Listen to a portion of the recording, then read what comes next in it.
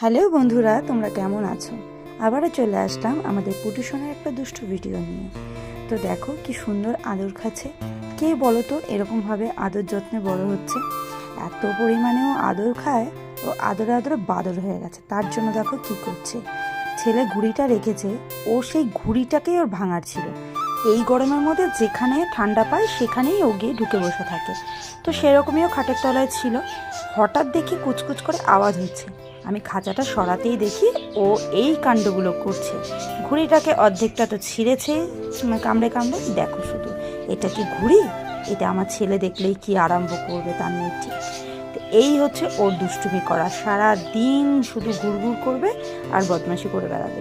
যখন আমি কাজের শেষে একটু খাঁচায় বন্ধ করে রাখি, হাত তুলে দাঁড়িয়ে থাকবে, এত মায়া লাগবে তোমাকে খাঁচা থেকে বার করতেই হবে। আর বার করলেই দুষ্টুমি। শুধু দেখো তোমরা কি কি দুষ্টুমি ওরা করতে পারে।